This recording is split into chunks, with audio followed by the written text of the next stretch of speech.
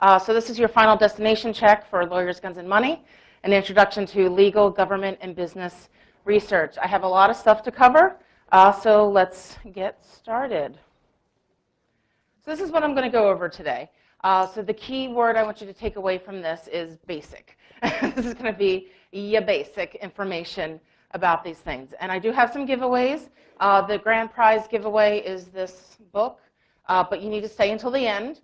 And unfortunately, I was too concentrated on doing a good job that I didn't think of a great way to give it away, so we'll figure that out later, you know? But I have some other treats and things like that. So that's what we're going to go over today. Whoops. Okay, so as usual, I have opinions, strong or otherwise. They are mine, my own, not of my employer, not of any group I'm affiliated with.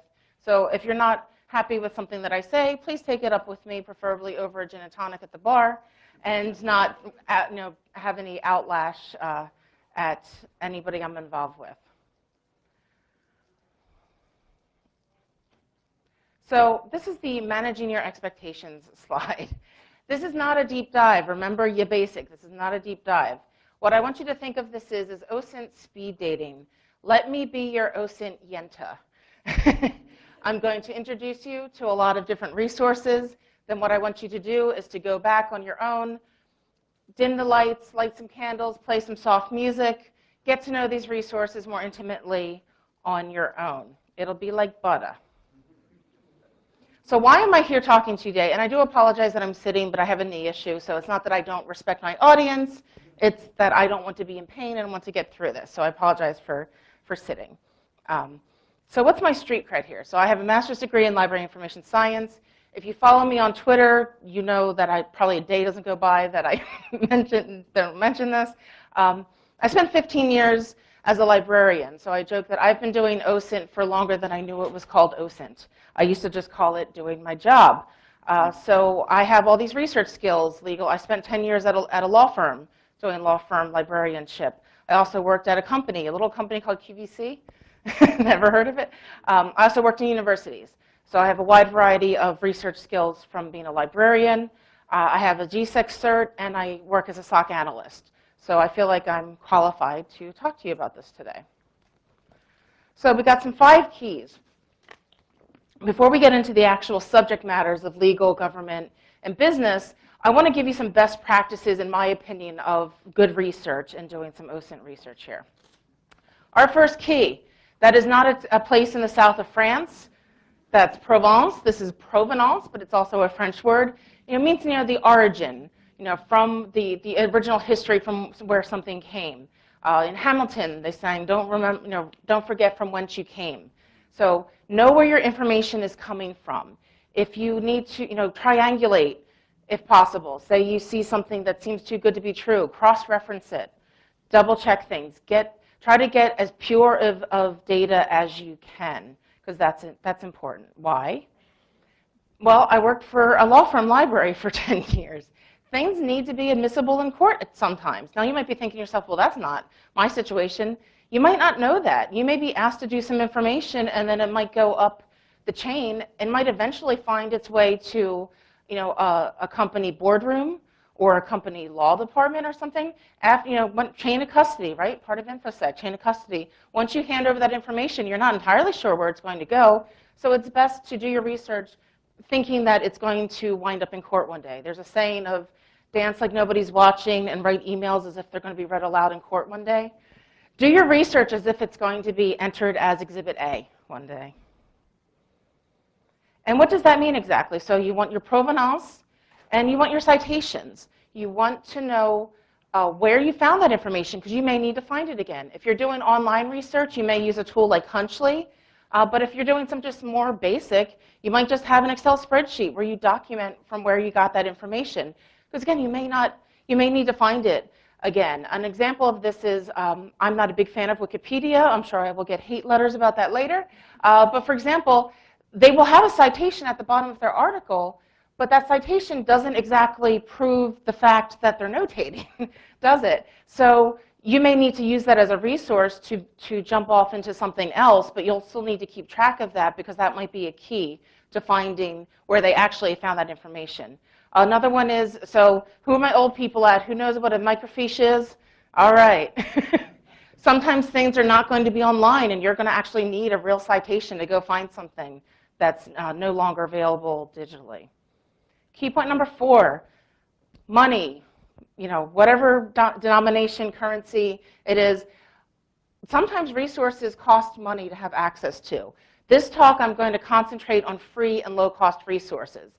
Where appropriate, I will mention some of the paid resources. The reason why I concentrate on the low and cost and free is because most of you, even though you may work for a Fortune 500 company, do you think you have a budget for a LexisNexis if you're going to use it once a month? No.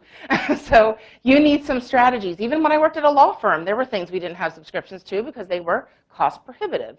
So I'm concentrating on the free things. If you're really familiar with this kind of OSINT research and you're like, that's stupid, you can just go to Bloomberg Law and get that. Yeah, you can if you have an expensive subscription to it. So that's my point here, is if you already know how to do some of this stuff and you're thinking like, why didn't she use that? Maybe it costs a lot of money, and I'm trying to show you the free and low-cost ways, like I said, but I will touch upon some of the paid resources where applicable. And the last one is time management. We had a saying in the law firm library telling the attorneys, never spend more than 15 minutes researching something and then contact the library. Well, you may not have that luxury of having a librarian or a library at your disposal. So context for you is put a time limit on it when you're fruitlessly searching.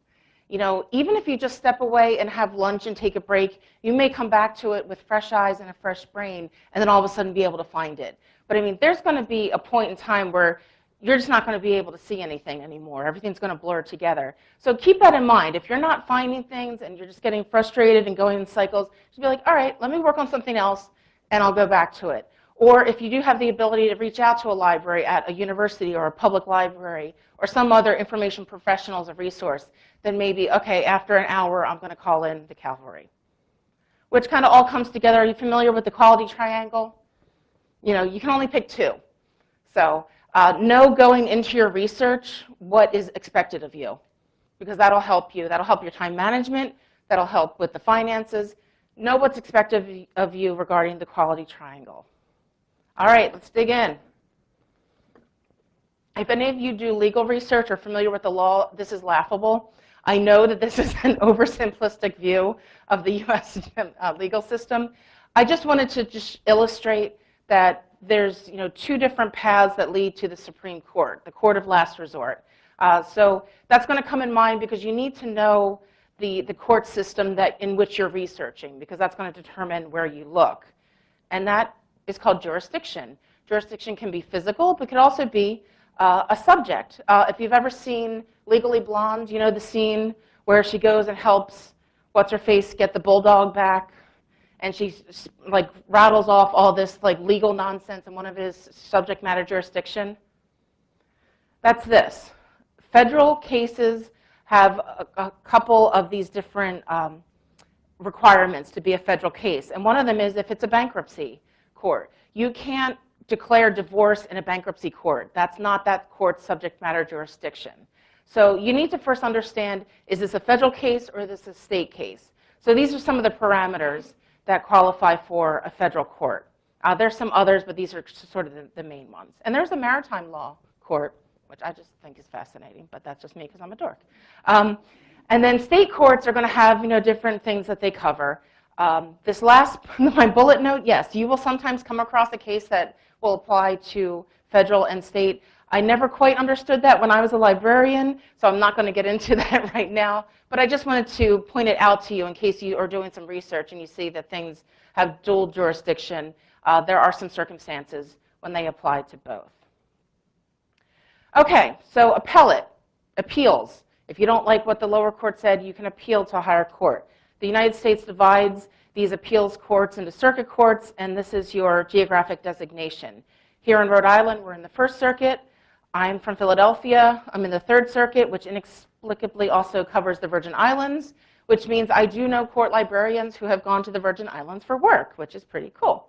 Another thing I want to point out is the 2nd, 7th, and 9th are often considered bellwether courts. If you're familiar with the term bellwether, easy for me to say.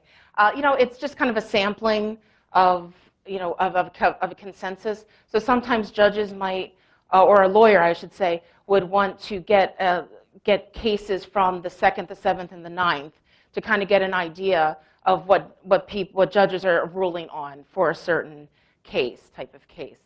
So just to keep in mind, the circuit courts are divided up geographically, which again is their jurisdiction. I want to share this real quick because if you are digging into real court cases and all, so there's these things called reporters. It's when all the cases are published together, they're bound in a book or bound together on a database, and they're given these regional names.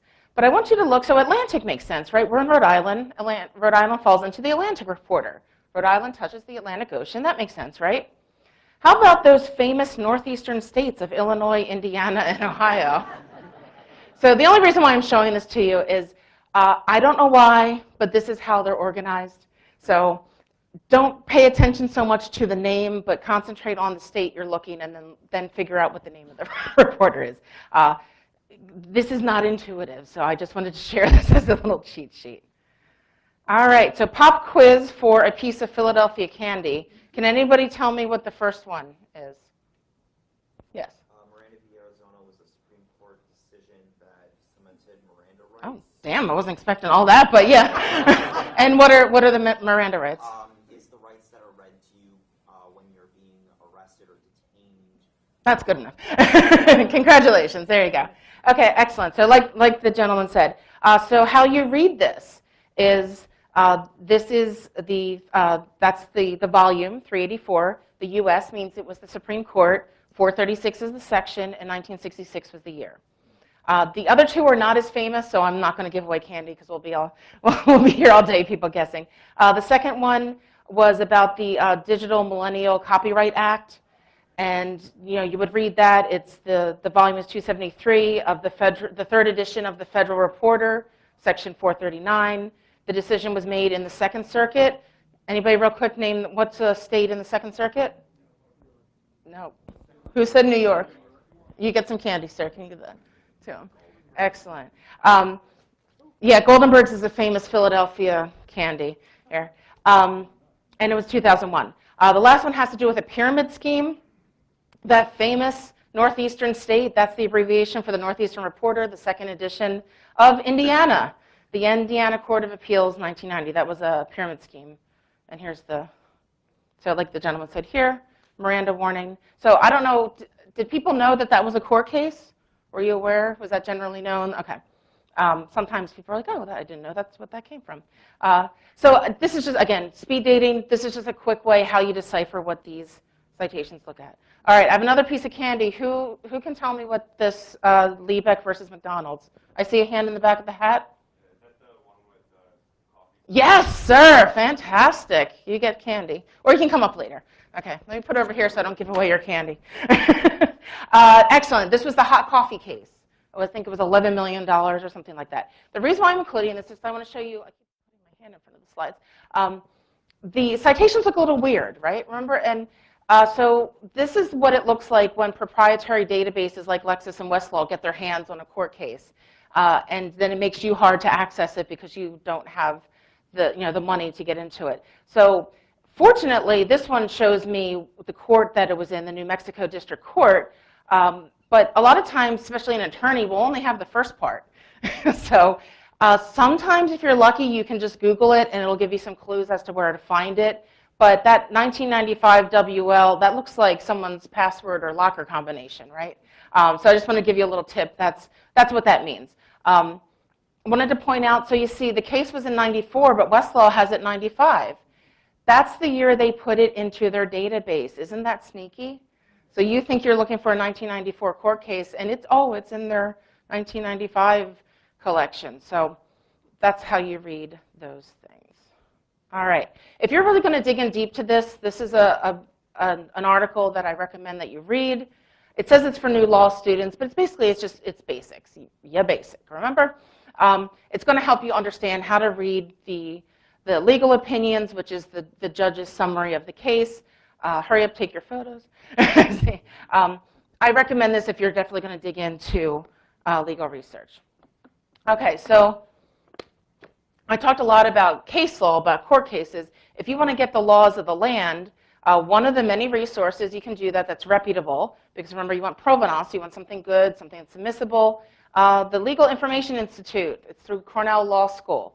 Ivy League institution, it's free. Again, it works on that. There's that W word again, that Wikipedia model where they accept donations and things like that. It is generally considered to be a reputable source to get your online information about laws of the land, statutes, things like that. This is one you wouldn't normally think of, so I consider this a gift to all of you. There is a thing called a 50-state survey, cross-jurisdictional resources.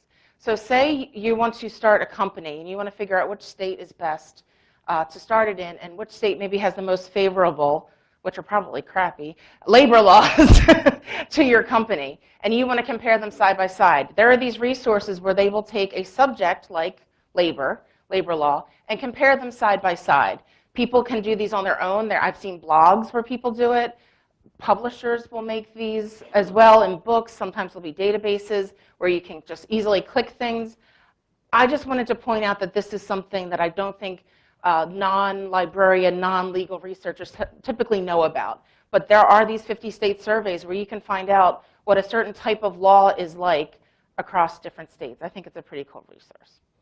All right, so now how do you get your hands on some of these actual court cases? So because we're here in Rhode Island, I wanted to give an example. If you want to search Rhode Island case law in court cases, you go to their site, and that's the site there. Now, some websites will require registration, and I know some of you like to be anonymous online, so adjust your registration accordingly. Some will make you pay. I know a lot of Florida courts will make you pay. And some will make you give a reason as to why you're searching for that information. So be prepared and just kind of scope it out first and figure out how you want to handle that. So again, if you want to search something local to you, honestly, just Google the court, Pennsylvania court, or a Philadelphia court, or something like that. Just figure out which court you're looking for. It's easy enough to find. But I just want to use Rhode Island as an example. And so you're like, okay, great, Tracy, thanks, but I want federal stuff. All right, quick show of hands. Who knows Pacer? Have you used Pacer before? Excellent. Okay, more hands than I was expecting, so kudos. This is going to be all of those federal documents, all those federal court cases. So it does require registration. So it's technically 10 cents a page, but, tip, if you spend less than $15 in a quarter being 3 months, there's no charge. So it's really best if you just have a credit card on file. I've had an account for Pacer, with Pacer for years. I've never gotten a charge because I've never used it enough. So I have heard that there's a way that you can also have invoices generated, but if you don't get those invoices paid, I did read a horror story where it was against somebody's credit report and all that stuff. So just find something to keep online if you're going to be doing a lot of research. But there is a way to get Pacer for free if you want to. And I know 10 cents a page doesn't sound like a lot, but do you know how big some of these cases can be? So here's a tip. A lot of government websites I have found don't necessarily have time to actually update the site, but they have time to have a blog with an update. So always check the website's blog portion to see if there's any updates. I did that for Pacer. If you are doing scholarly research for federal cases, I think we have some college students here, you can request an exemption. If you are a social engineer, I'm sure you can figure out a way to make yourself a college student to get an exemption. I just wanted to point out that there are many ways to get this information for free, despite all the costs on the site. And also, I have found that Firefox is really the best way to get that form to submit the application. I tried to use Chrome to open it, and it was kind of a nightmare. So I didn't want you to think I was a liar and you use Chrome and I can't find this site. It's not coming up for me. Well, use Firefox because I don't know, Chrome doesn't work with it. All right. Oh yay, oh yay, oh yay. That is the phrase that opens up the Supreme Court when they are in session. So if you want to go right to the source, the provenance, if you will, of the Supreme Court, you can go to supremecourt.gov. You'll get all kinds of instructional information as well as the court cases and things like that. But if you go to those sources on the other side of the page, that's going to give you context, commentary. It's going to be a little bit more user-friendly, especially if you're not well-versed in the legal world. These are great sites to follow if there are like landmark decisions being made in the Supreme Court, because they will do live blogging, live tweeting, live commentary, and help kind of make everything make sense. So I've talked a lot about online things. So I hate to burst your bubble. I know it's 2019, but some places don't have court documents online. Usually it's because it's cost prohibitive from them. I know, for example, a lot of counties in Kentucky do not have digitization because they can't, afford it. It's not a priority for them. So you have to get what's called a court runner or just a runner. There are companies that exist that you pay them, and they will go to a court and sit there and wait for a clerk to photocopy everything for you. You can do it yourself and save the couple $100 fees, but in my experience, it's best to hire a company because they usually have ins with the court, maybe wings nudges, maybe you can kind of get ahead of the line a little bit. But I just wanted to point this out to keep in mind, not everything's online. You may have to go in person or hire someone to go in person. And if you're going to be spending a lot of time looking at court stuff, I have 2 books to recommend. The Blue Book, it's just called the Blue Book. It's not like the Kelly Blue Book for cars. It's the Blue Book. In law, they refer to things by colors a lot, but there could be 10 different things that's a yellow book. So make sure you have clarification. This is about $30. It is available online. It's also available on print. It's 4 different prestigious university law schools that come together, and it'll help you write and read legal citations. Now, keep in mind the law is filled with a lot of Latin terms and also filled with a lot of English terms that have very different meanings in the context of law. So to make sure that you know what's really going on, I recommend something like Black's Law Dictionary. My giveaway for today is not Black's Law Dictionary, but it's Dictionary of Legal Terms with definitions and explanations for non-lawyers. I thought for this session, this would be a more appropriate giveaway. But the good thing about Black's Law Dictionary is that most public and academic libraries most likely have one on the shelf for you to look at. I believe this is also available online, partially for free. I think there's an unabridged version that costs money, but make sure you know the terminology. Don't assume you know what a word means because it may have a very different meaning in law. Law books, they're not dead yet, despite what you may think. This is an actual photo from a fancy hotel in Texas that decided to use old law books as decoration, which I found hilarious. And I've seen actually a lot of like hipster bars and things like that, like use law books, and it just cracks me up, and I'm like, that's just silly to me. But anyway, they're still around. Where do you get them? There are such a things called private law libraries. There's the Social Law Library in Boston. Law schools have libraries with books, because remember, not everything might be digitized, or it might be cheaper for you to pay a nominal fee to get into a library to look at a bunch of print books than it is for you to try and figure out how to access it online. So again, sorry, I'm from Philadelphia, so I give a Philadelphia reference. Jenkins Law Library. So for $5, you can go in for the day. You can get an hour online. You can do all of your pre-texting to keep it with the theme of the conference. You can do all your information ahead of time and be ready to go in 1 hour, sit there and go through and look at Westlaw and Lexis and all that stuff. So figure out what your private law libraries and what your law school libraries near you offer for people not affiliated. This is actually printed by a company called the Rhode Island Press, and I just thought that was a nice divine providence here of this here. I jokingly call this the Yelp of law books. This is an excellent resource. It's about $100, $120. It's a really thick book, also good to use as a defense mechanism because it is pretty thick. This is going to go through and give you legal resources and describe them and also give some reviews. So this is a great resource. If you don't know where to look for something, figure out, say, I want a Michigan law, but I want to know what books are best for Michigan law, or I want gambling law. What are the best books for gambling law? This is going to help cut down some of that research time. It's going to give you, suggestions and recommendations, and give you all the information you need, the ISBN number, all that stuff. So take a look at this book here. So say you just want news. Again, there's plenty of places you can go to pay for news. These are some free ones. Keep in mind that the law moves as agilely as a cruise ship, which is it doesn't turn very fast or very quickly, especially if you're researching anything to do with cybersecurity or technology law. Expect the articles to be delightfully out of date, That's, oh, that's cute. They just covering want to cry now. Oh. Just adjust your expectations if you're trying to get articles like this about anything tech related. It seems to be a little bit slower, but these are some free resources. Some require registration, but it is still free. So you're like, okay, great, thanks, Tracy, but I want to look outside the US. Since I don't have copious amounts of time, I just want to do this briefly. The key phrase here, Legal Information Institute. You already saw it once, right? There's a good chance that a country or a region will have some sort of Legal Information Institute that's going to have great resources. So you can have some here. This is going to help you with the actual like case law and the legislation.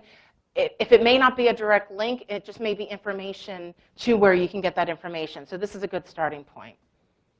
And then I have to mention Law Library of Congress is a phenomenal free resource. With all, you can get the Constitution for Zambia for free on these sites and get a lot of information. GlobalX is through New York University Law School and is also a well-known, excellent source for non-US information. All right, let's move on to government. This used to be called fdsys.gov, in case you were familiar with that. It's now called gov.info. Anytime the US government publishes something, and this is, say, congressional hearings, congressional schedules, anything to do with the Department of Agriculture, it's going to go through the GPO, the Government Publishing Office. Any and all of that is on gov.info, govinfo.gov. I thought it's just such a terrible name. Anyway, this is what it looks like. They give you multiple ways to find the information. So I feel like when I turn this way, my sound goes out, so I'm not ignoring the peanut gallery here. I just want to make sure I'm heard on the thing. So anyway, so they give you some real user-friendly ways to find information. So you're thinking like, well, what could possibly interest me on the govinfo.gov site? Well, there's the U.S. Code, the permanent laws of the U.S. Have you ever been unsure of what to do with an American flag, of how to fly it, how to fold it, how to display it? You go to the first one. You go to Title IV of the U.S. Code, Section 5, and how civilians should display the flag. So I listed the citations for the U.S. Code can appear in different ways, so I gave you some variations. And the last one sounds like a movie from Cinemax, but it's not.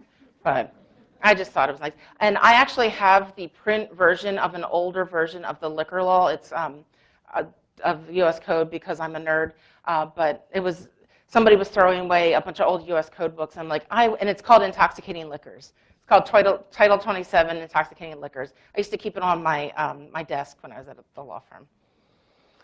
CFR, Code of Federal Regulations. So this is, again, what the Department of Agriculture, Department of Labor, it's the things that they, the rules that they go by. And again, I'm going to show you different ways. That funky double S there, that means section. If you come across it, these are online, but you'll also see them in print. Every year, a CFR is given a different color. I was told that 2019 is like a chocolate brown. And why is this important? This gives, just by color, and unfortunately, if you're colorblind, this isn't very helpful, but if you can see color, you can tell quickly which books are current and which books are out of date, because the titles of the CFR are broken up into different sections, and not all the sections are updated at the same time. So you see how there's some magenta mixed in with the turquoise there? That means that so the turquoise, based on this, I would say the turquoise is the newer one, and that one title there on that shelf has a couple volumes that haven't been updated yet.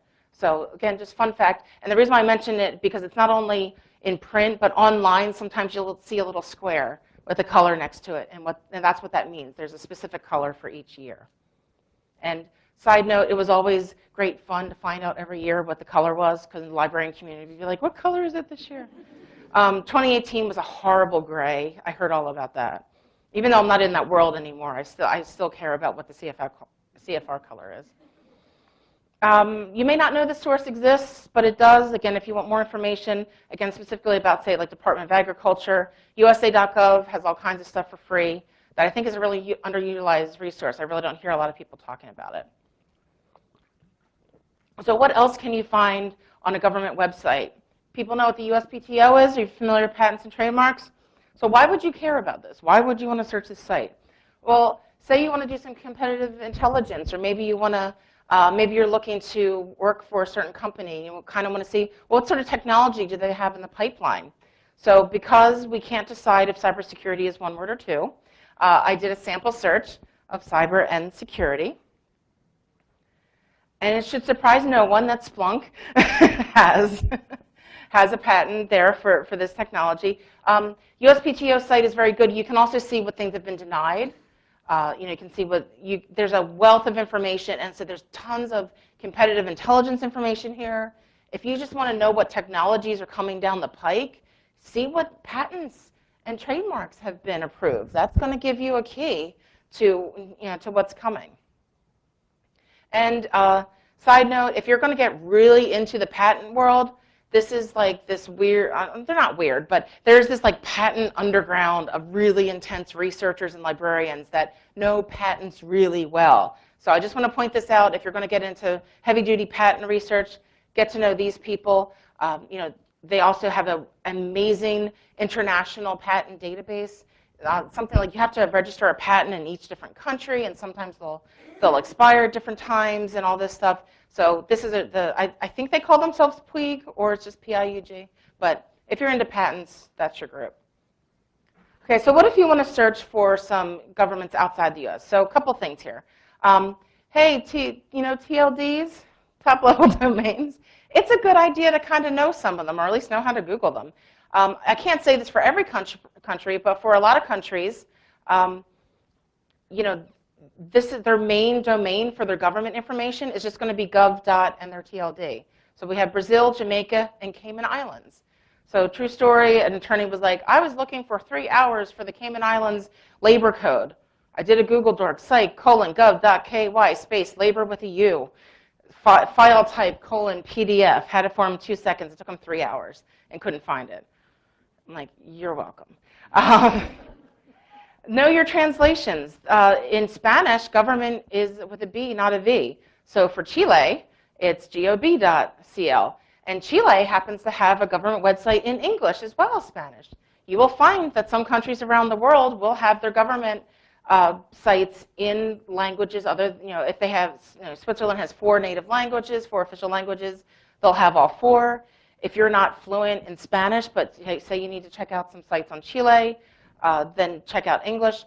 Obviously, with translations, it's always best to look in the native language first, but if you're not comfortable doing non-English language research, know that some countries have that. And then also, try not to think US-centric all the time. We call things Department of Labor, Department of Justice. Other countries may say ministry or some other terminology. So again, if you're looking for one term and you're not finding it, try to use a different term.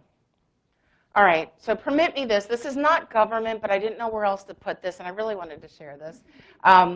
So if you want to know where Meghan Markle's going to be, the British royals have these 2 websites, the Court Circular and the other. It's called the Court Circular collectively. So you can search past and future events of where the royal family's going to be. This actually came in handy because I had a coworker once who was teasing that there was something royal going on with their workplace, and I was able to go to the site and say, oh, you're getting a visit from Prince Charles. And he was like, how did you know that? I'm like, because I know the Court Circular website. So, all right, let's do some business research. Here are some expensive resources. Private companies are difficult to research because they're private. They're not required to report to the SEC the same type of things that a public company is.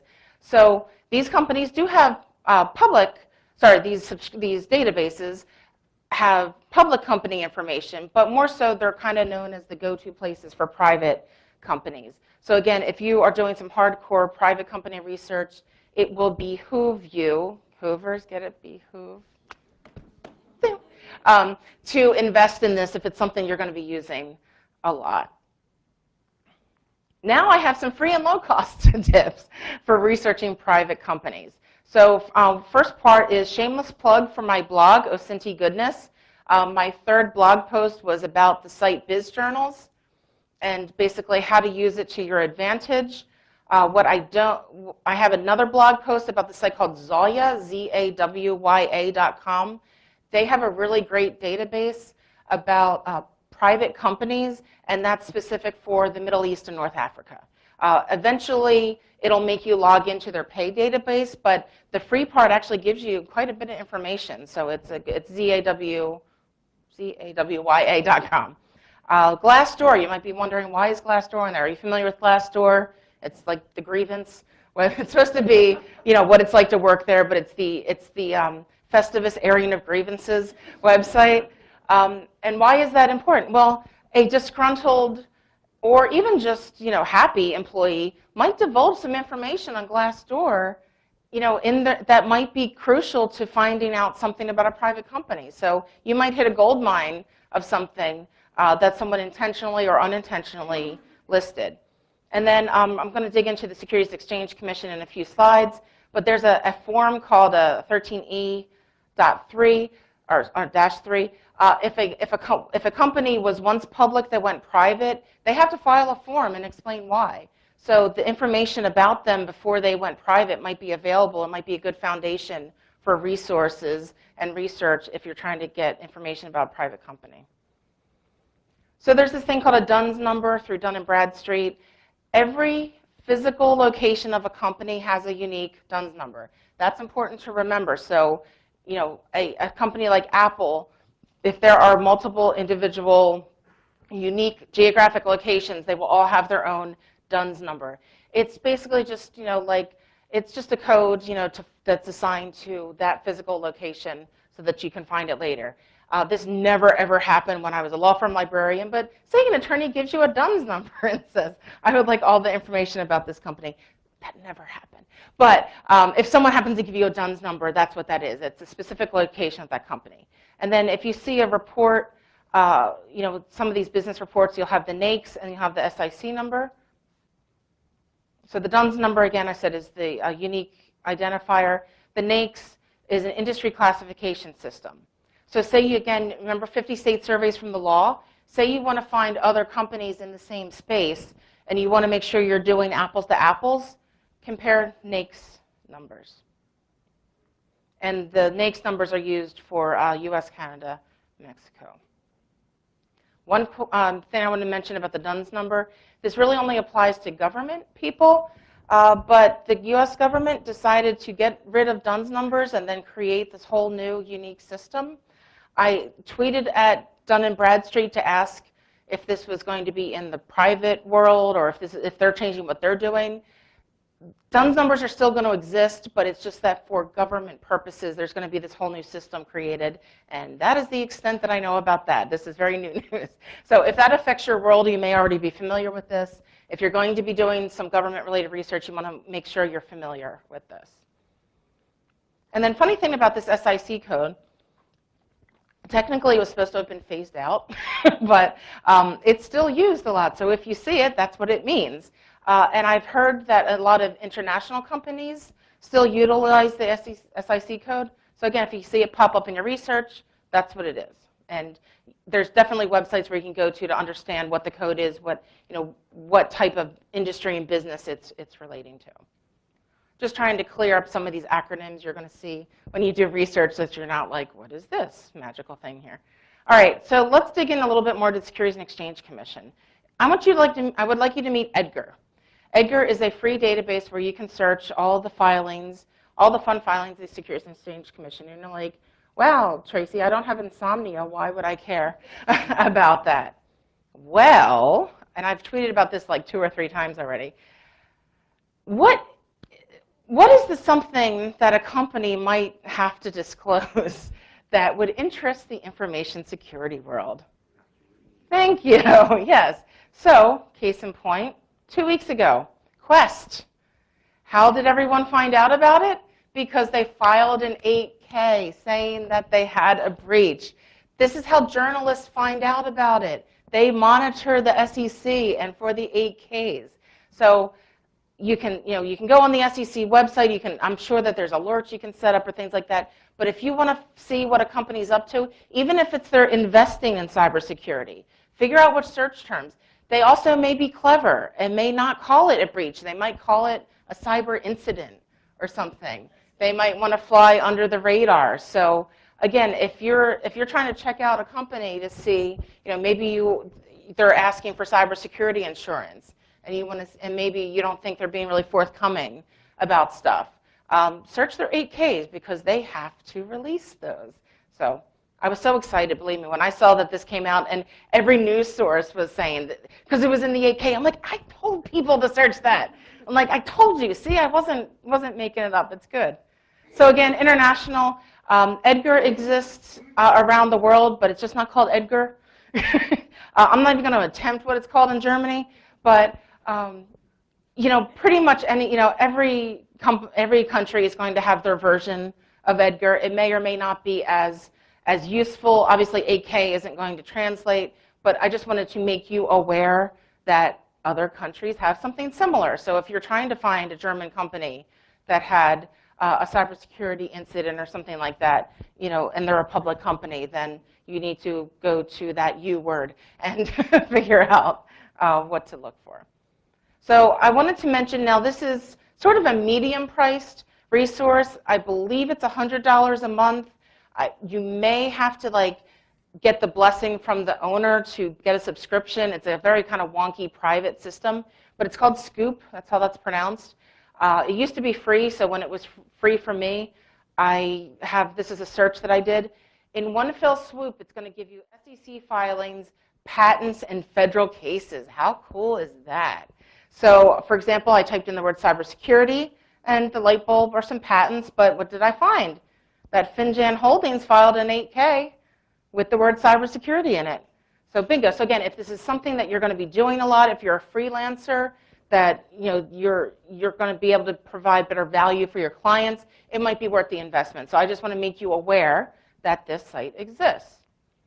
Let's go back to free.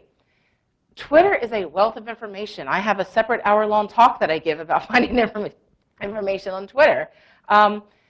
If you were aware that there is an advanced search screen on Twitter, that's where if you weren't aware, I should say, that's where it is. The SEC, Securities and Exchange Commission, they have an enforcement division. That's where they do their litigation. They have their own Twitter handle. So guess what? From :SEC, that's the handle, SEC_enforcements, filter links, that's going to give you a PDF to the SEC litigation. You could go to the SEC litigation website and try to find it. Mazel tov, try to, if you can figure that out. It's a lot quicker to go to Twitter and figure it out. $, anybody? What company is that? Thank you, very good. Sometimes it's easy just to figure out, so what sort of things will affect a company's stock price and financial health? A recall. And it's a lot easier to search by the stock market name sometimes because a lot of the business resources might reference it. So it's easy to pull that up. So I don't know if you knew that, but that's a search term you can use on Twitter is $, and the stock market name. If you don't know the stock market name of the company, just Google it real quick. You'll get it, and then just save it. That's all you need. All right. Now let's start to transition into economic research. So you know how weather is daily, but climate is more long-term? Well, business would be daily, economic would be more long-term. So if you want some more long-term financial information, the U.S. Bureau of Labor Statistics is a really great source. One of these things you can look at too is if you're job hunting, there's a lot of times that there's average salaries and things like that to look for. Again, for our industry, it might not be up to date, but you can get a lot of information from it. So you met Edgar, and now I would like you to meet Fred. Fred is a free database all about economic research from the Federal Reserve of St. Louis. Again, free resource that I don't think people know about, but if you need to do economic research, it's there for you. So now, that was a lot of information. You might be like this boxer and be a little sleepy. And I actually finished with more time because I kind of sped through this. So I'm happy to give away some stuff. I'm thinking for the giveaway, should we do person who came the furthest? That seem fair? So shout out if you think you came the furthest. Spokane? Yeah. Spokane? Can anybody beat Spokane? Going once? Going twice? All right, the lady from Spokane won. Thank you. I figured that was fair. So we still have a couple more minutes. Does anybody have questions? I see a hand in the back. Yes.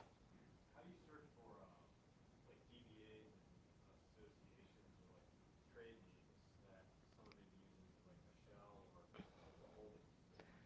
holding? Well, one of the best ways to do that is some of those paid resources, to be honest, Hoover's and Dun & Bradstreet. And actually, that reminds me. So let me give you some tips of how I promised this earlier, and I'm glad you asked that question because that reminded me. So there is a resource, a website. It's called the Mechanics Institute and Library in San Francisco.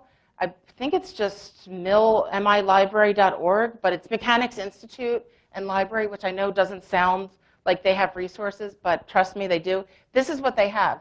You become a member of their library. It's about $100 a year.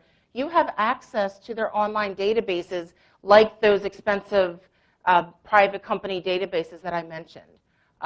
You can just use it remotely. So I had a subscription when I briefly had my own research business, and I had access to Hoover's, Dun & Bradstreet, Mergent, things like that. So for like $100, $120 a year, you can have online access to that. Your local library, Philadelphia Free Library, for example, out of state, I believe it's $50 a year.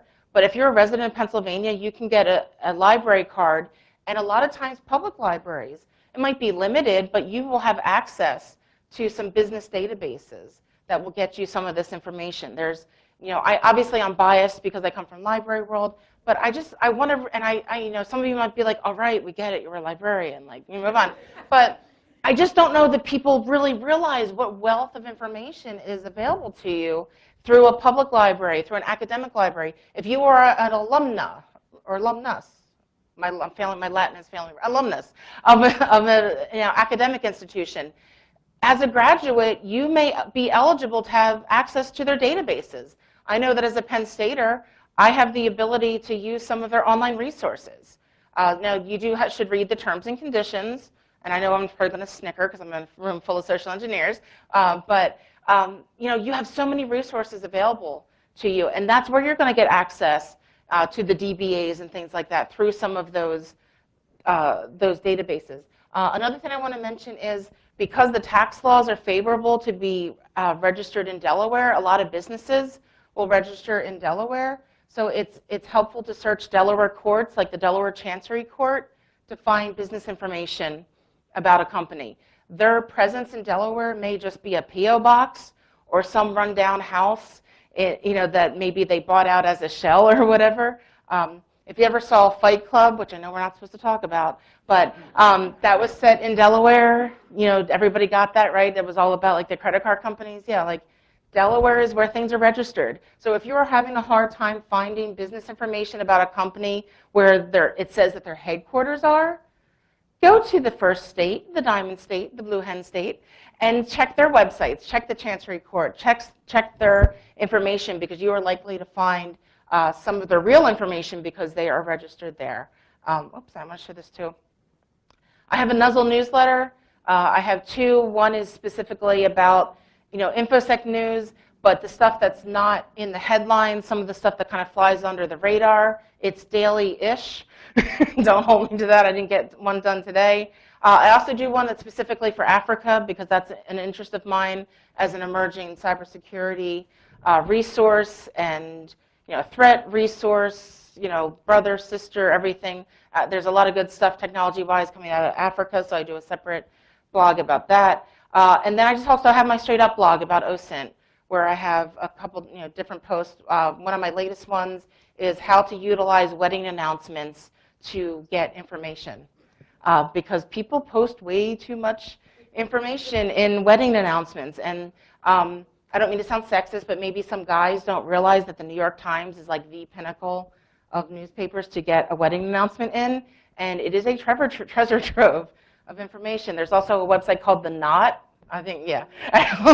And one of the maids of honor in someone's wedding, works in cybersecurity, and that was posted on The Knot. It was like, oh, and my maid of honor is named so-and-so and works in cybersecurity, and these are her likes. And I was like, oh.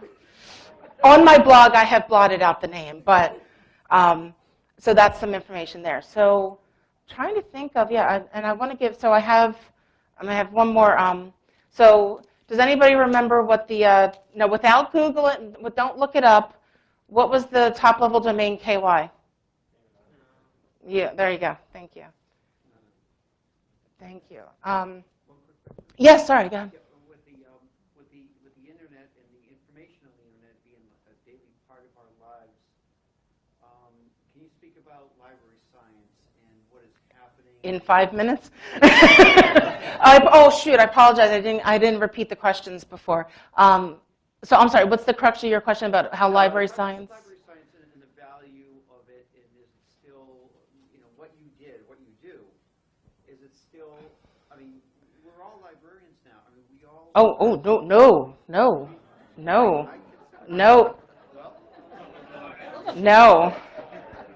No. Sorry. No. I worked hard. I worked hard on that Master's of Library and Information Science degree. Now, to your point, there is no official U.S. designation.